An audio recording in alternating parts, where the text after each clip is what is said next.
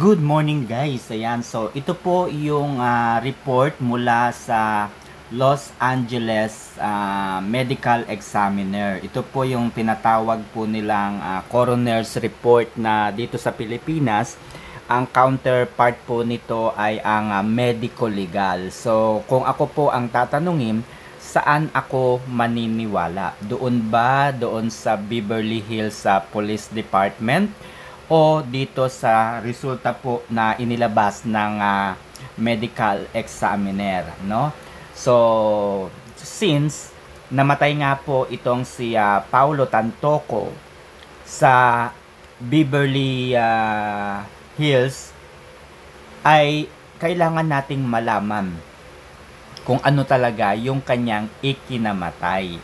So kung ang question po natin dito ay kung ano yung kanyang ikinamatay, ang pagbabasehan natin syempre ay yung mas credible, which is yung medical side, no? So ibig sabihin, mas credible at dapat nating tingnan itong medical examiner report. Okay, so ito po, no? Juan Paulo Tantoco, date of death March 8, 2025 at the age of 44 with a case number 2025-04377, case status closed, body status released, sex male, ethnicity Asian, place of death hotel. Okay, hotel po, no? Place of death hotel, manner accident, investigator Araujo Laura, Deputy Medical Examiner Dr. Jaborian Rafi, cause A. Ito po ang pinakang main result, no? Kung bakit siya namatay. Okay? Base dito, ang pinakang main cause is cocaine effect. So that means overdose po sa droga. So cause D, other significant conditions, ito po probable atherosclerotic cardiovascular disease, mga kaibigan. So kung gusto ninyong malaman kung totoo itong dokumento na ito, ay pupuntahan po ninyo yung description ng video na ito at isasend ko sa inyo yung link, okay? Para po makita ninyo ng personal, mabasa po ninyo ng personal din mula sa inyong mga mata yung tungkol sa kasong ito. So, pending additional investigations, cases on security hold will not be displayed in the search result. Medical examiner case information displayed or populated on this website is public record and is subject to disclosure by the California Public Records Act. So, ibig sabihin mga kaibigan, ito po ay publicly available. So, ibig sabihin, hindi po tayo dito makakasuhan sa pagkuha ng information. So, dahil hindi naman po natin kinuha yung ibang mga information kaugnay sa pagkamatay ni Paulo Tantoco, ang tinignan lamang po natin dito is yung resulta po na isinagawa, no, ng medical examiner, no? So ang deputy medical examiner po ay si Dr. Jaborian Rafi. So ayon po sa kanyang pagsusuri, ang kauna-unahan and main reason of his death is cocaine effects. And nakalagay po dito, the area or the place of birth is hotel. So saan ba namatay si Paulo Tantoco? Doon sa Beverly Hotel, kung saan ay nandoon din po sa room 504. Nakita po natin na nagkakasiyahan doon sina First Lady Liza Araneta Marcos, kasama po ang ilan sa mga government official. Hindi lamang po government official, no? Kasama rin po doon ang ilan sa mga executive ng GMA7, no? Hindi lamang po executive, pati reporter po ng GMA7 ay nakita po doon sa hotel kung saan nga ay namatay itong si Paulo Tantoco. Ayan. So, mga kaibigan, ang Malacanang po ay tahimik sa bagay na ito. Dito sa resulta po ng na inilabas po ng medical examiner. Tahimik po ang Malacanang. Pero pagdating po doon sa police report nga po, yun po ang pinalagan nila at sinasabi nga po ng Malacanang through Attorney Claire Castro, ang fake news peddler daw ay ang si Rigoberto Teglao. Ayan. So dahil yun sa police report daw kasi nakalagay daw doon yung involvement, no, kung saan ay nandoon daw sa area itong si First Lady Liza Araneta, ilan sa mga government officials, senators, si Gozon ng GMA7 at si Kalad Karen, ano, nandoon po kasi. So nakalagay daw doon sa kayong isa pa.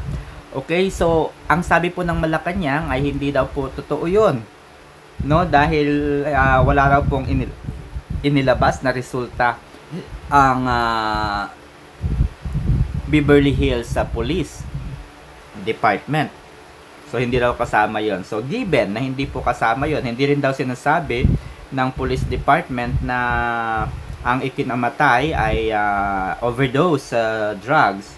So given, malamang kasi investigator lamang po sila. So physical aspects po ang tinitignan ng Police Department. They don't know, and they don't have the ability or capacity or the jurisdiction to determine the cause of the death ni Paulo Tantoco, kasi ang in charge po doon sa cause of the death, syempre doktor po yung susuri doon.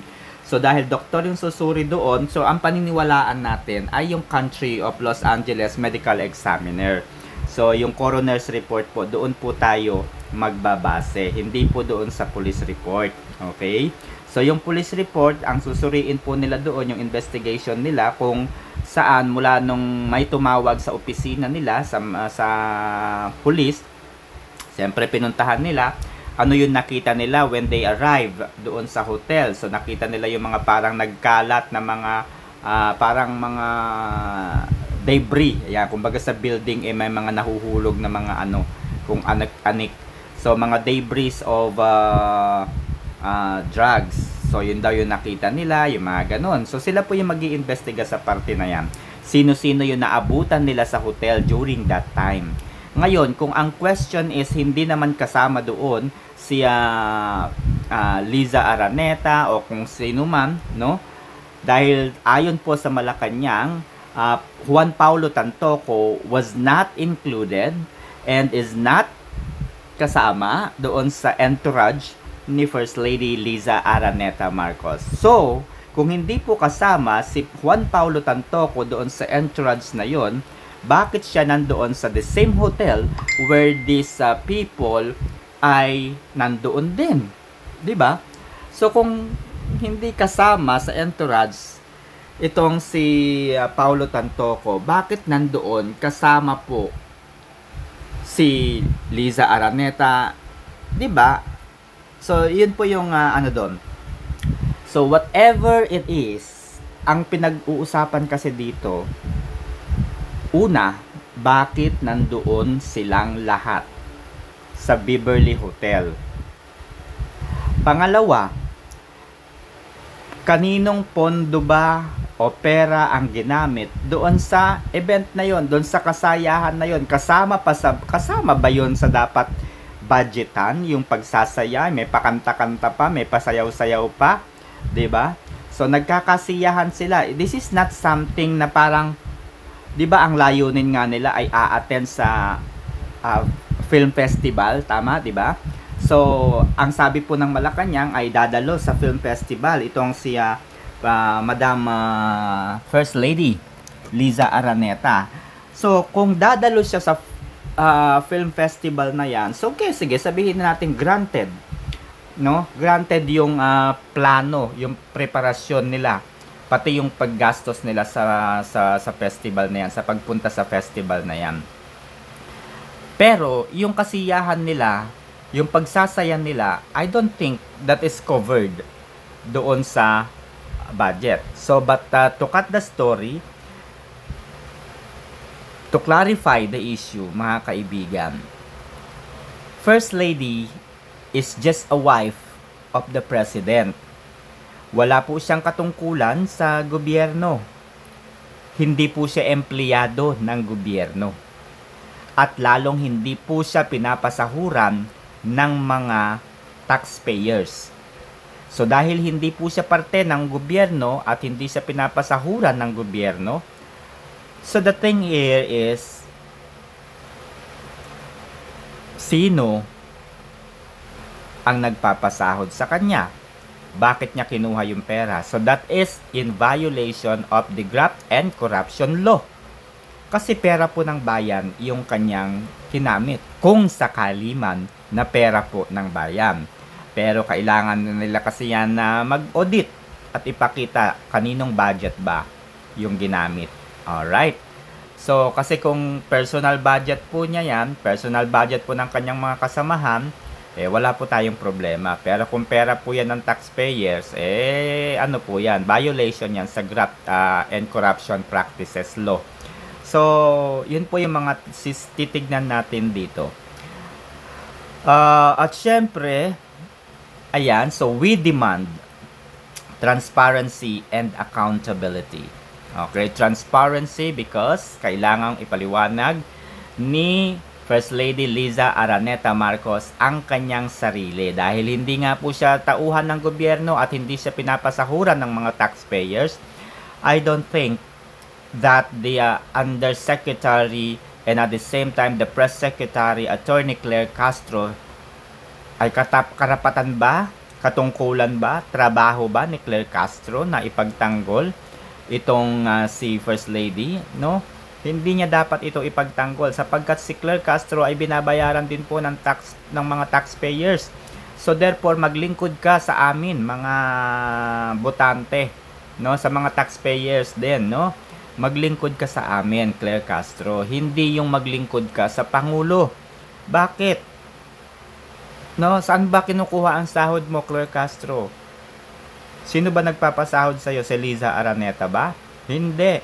Ang katungkulan mo lamang ay ibahagi kung ano yung mga plano, ano yung mga achievement, at ano pa yung mga bagay-bagay na gustong ipahatid ni President Ferdinand Romualdez Marcos Jr. Hindi mo tungkulin na ipagtanggol ang First Lady. Alright? So, dapat malinaw yan sa iyo, no? Claire Castro. So, di ba nauna mo nang sinabi nung nakaraan sa iyong press con? Ang sabi mo ay si BP Sara yung fake news peddler at nagpapakalat ng fake news. Kasi nga, di ba, after the incidents, merong in-announce si BP Sara na meron siyang natanggap na report coming from the Los Angeles. At doon nga ay nabanggit ni BP Sara that the First Lady was there in the hotel where Paulo Tantoco was died. So, di ba sinabi po yun ni BP Sara? At ang sabi nga po ni BP Sara, the suspected reason of the death of the Paulo Tantoco is about the drugs. So, ang sabi mo kaagad-agad dun sa iyong press corp ay fake news peddler. Itong si BP Sara. Baka nakakalimutan mo, Vice President po yun. So, ibig sabihin, she has more connection with other government rather than you. Rather than Rigoberto Tiglao or rather than any others. Diba? So, Vice Presidente po si BP Sara. So, I don't think she will,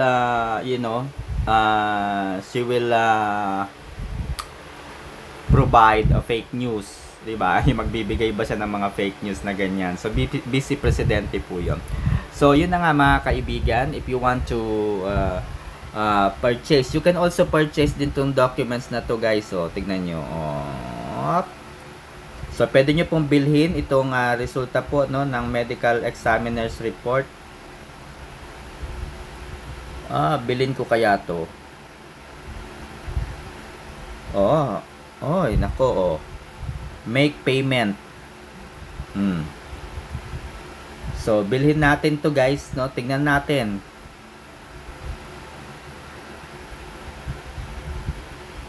Yan, tignan natin guys, no? Comprehensive report daw ito. Okay.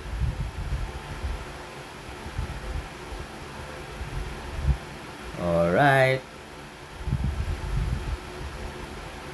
Para pala tong NSO. Okay. So, bibili natin to guys and sasabihin ko sa inyo yung resulta ng mababasa pa natin dito.